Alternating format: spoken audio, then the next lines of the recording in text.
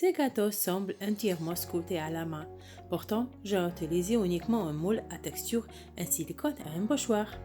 Aujourd'hui, je vous montre comment créer une texture élégante et luxueuse sur un gâteau en pâte à sucre, proprement sans fissures et sans modeler chaque détail à la main. Pour commencer, nous aurons besoin d'un gâteau déjà monté et recouvert de crème. Place-le au réfrigérateur pendant au moins 15 minutes avant de commencer la décoration.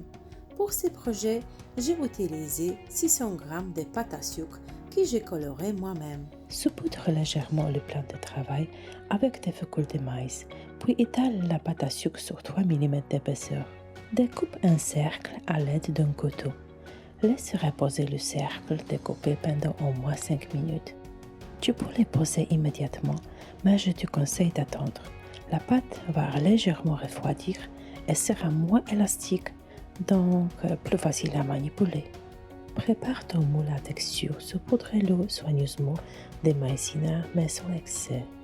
Étale la pâte un peu plus épais que précédemment, car ici tu auras besoin de plus de matière. Transfère la pâte sur le tapis et appuie délicatement. Erreur qui beaucoup commettent, mais pas toi.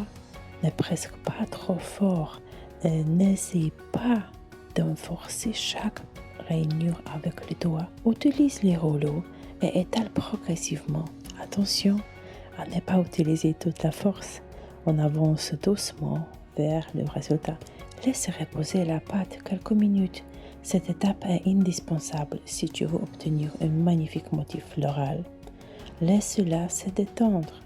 Étale maintenant la pâte pour les pochoirs. Forme une bande rectangulaire d'environ 3-4 mm d'épaisseur. Vérifie soigneusement la circonférence de ton gâteau et adapte la longueur à ton projet. Saupoudre légèrement la surface de maïzena et place les pochoirs. Passe le rouleau en appuyant doucement, avance lentement jusqu'au bout afin que la pâte s'imprime parfaitement dans les motifs. Découpe l'excédent des pâtes sur les côtés. J'ai utilisé un colorant en poudre pour le rendu final. Personne ne me paye pour en parler. Je les montre simplement parce que je l'adore. À l'aide d'un pinceau d'eau, applique le colorant sec sur la pâte. Ne retire pas encore les pochoirs. Retire-le lentement et regarde cette merveille. Tu ressens cette émotion que j'ai ressentie en découvrant ces motifs? Une fois terminé, enlève les pochoirs et répare les processus si nécessaire.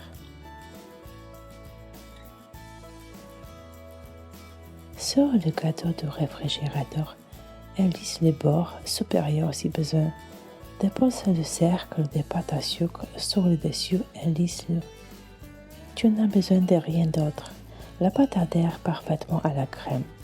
Découpe les bords à l'aide de petits ciseaux réservés uniquement au projet sucré, pas à la manucure par exemple.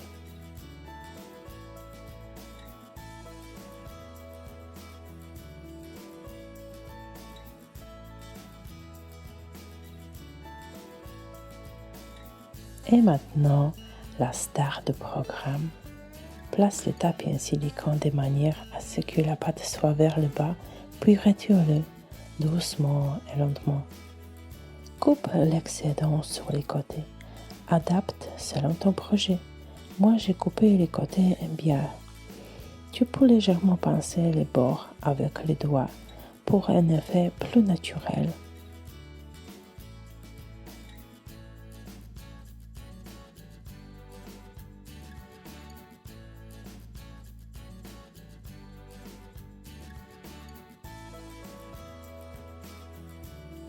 Applique le motif imprimé sur les gâteaux et presse délicatement.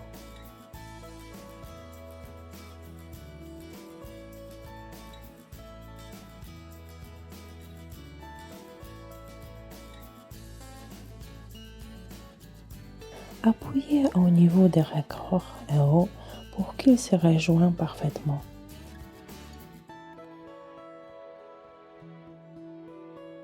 Pour la bande rectangulaire décorée au pochoir, déchire légèrement les extrémités avec les doigts afin d'obtenir des finitions irrégulières.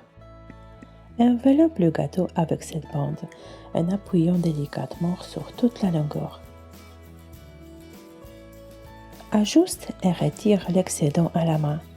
Et ici, je dois vous dire que je regrette d'avoir perdu l'enregistrement où j'ai montré l'étape de coloriage à sec de motif floral. Vraiment, c'est dommage.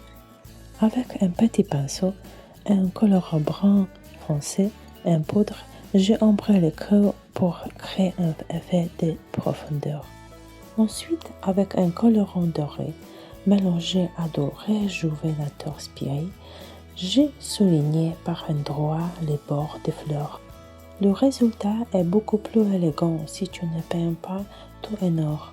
Ajoute de la profondeur et mets en valeur les détails.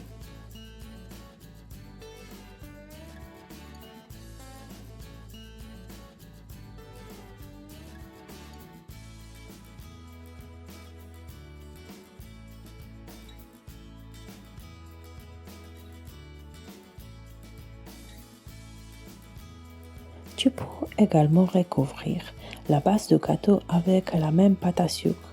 C'est possible, mais pas obligatoire. Le choix t'appartient. Moi, j'avais le temps et l'envie, donc je l'ai fait tout autour. J'ai d'abord appliqué une fine couche de Crisco pour que la pâte adhère facilement. Un magnifique complément, ici les perles, en pâte blanche. Concernant la composition florale en fleurs artificielles, n'oubliez pas de protéger les tiges avant de les insérer dans les gâteaux. J'ai utilisé des pailles épaisses en plastique alimentaire dans laquelle j'ai glissé les tiges. Sans texture, ce gâteau sera simplement lisse. La texture crée la dimension, la profondeur et le caractère. Si vous aimez les techniques de décoration professionnelle, pensez à vous abonner pour ne rien manquer.